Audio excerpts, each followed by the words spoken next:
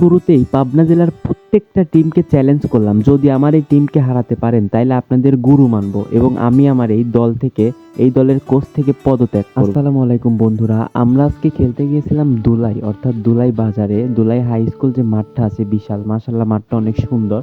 ওই মাঠে আজকে আমাদের খেলা ছিল, যার কারণে আমরা সকাল সকাল বের হয়েছিলাম খেলার উদ্দেশ্যে। শুরুতেই আমার দলের প্রত্যেকটা প্লেয়ারকে ড্রেস আপ হতে বললাম এবং প্রত্যেকটা প্লেয়ারকে তাদের প্রস্তুতি নিতে বললাম, যেহেতু কিছুক্ষণের মধ্যে আমাদের খেলাটি শুরু। খেলাধুলা করার জন্য যেহেতু সব এলাকার প্লেয়ার দিয়ে আমার পরিচিত। এই যে আপনি একটা প্লেয়ার দেখতেছেন, এই প্লেয়ারটা অবিকল নাইজেরিয়ানদের মতো, উনার খেলাটাও মাশাআল্লাহ অনেক সুন্দর।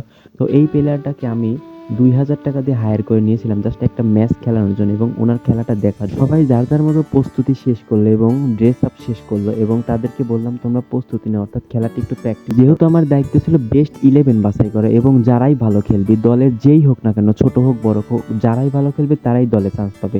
এবং আমি প্রত্যেকের খেলা খুব সুন্দরভাবে তদারকি করলাম এবং যে বেস্ট 11, অর্থাৎ যারা বেস্ট 11 জন খেলবে তাদেরকে বাছাই। খেলার আগে 5 মিনিট তাদের সবাইকে বেস্ট প্রস্তুতি নেওয়ার জন্য বললাম এবং কার কেমন শট, কার কেমন ড্রিবলিং, কার কেমন পাস, এটা দেখার জন্য প্রত্যেককে বললাম তোমরা যার যার মতো একটু প্রস্তুতি নাও। এবং এই প্রস্তুতি দেখে আমি আমার সেরা 11 বাছাই করলাম। যেহেতু একাদশটা আমরা আগে থেকে ঠিক করে রাখছিলাম কাকে কোন জায়গায় কাকে কেমন খেলাবো, তাও প্রস্তুতি দেখে বোঝা যায় আসলে একটা প্লেয়ারের মানে মনের ইটা কেমন। তবুও আমাদের মধ্যে আকিব, সাকিব, খায়রুল, কাউসার, মাশাআল্লাহ ওরা খেলার যোগ্য এবং ওরা অনেক ভালো খেলে এবং ওদেরকেই আমরা বেস্ট একাদশে রাখি। বেস্ট 11 বাছাই করার পর কিছুক্ষণের মধ্যে আমাদের খেলাটি শুরু হবে। তো দুই পক্ষের ভিতরে কিছু কথা বললাম এবং আমাদের যে বড় ভাই আছে, অর্থাৎ আমরা দুলাই মাঠে খেলতে গিয়েছিলাম, তারা অনেক ভালো ব্যবহার করছে এবং তারা অনেক আন্তরিক।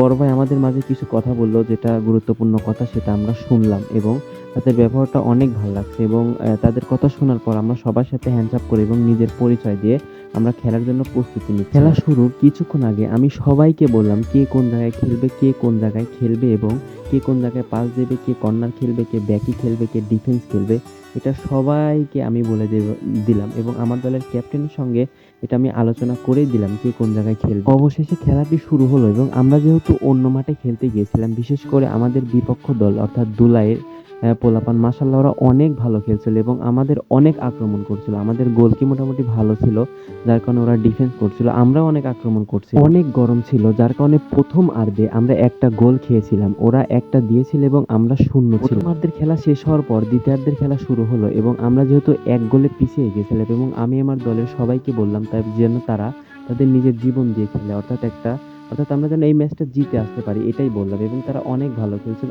অনেক আক্রমণ তৈরি করছিল, চারিদিকে অনেক দর্শক ছিল, মানে মাঠের চারিদিকে শুধু দর্শক। আমাদের প্লেয়াররা অনেক আক্রমণ করতেছিল এবং গোল দেওয়ার জন্য ট্রাই করতেছিল, যদিও ওদের ডিফেন্স অনেক ভালো ছিল। একটা প্লেয়ার একটু হাঁপায় গিয়েছিল এবং ভালো খেলতেছিল না, যার কারণে ওকে আমি চেঞ্জ করে নিলাম এবং নতুন একটা প্লেয়ারকে ভিতরে ঢুকলাম। অবশেষে খেলাটা শেষ হলো, যদিও আমরা ম্যাচটা হারছি, মাশাআল্লাহ আমাদের টিম অনেক ভালো খেলে।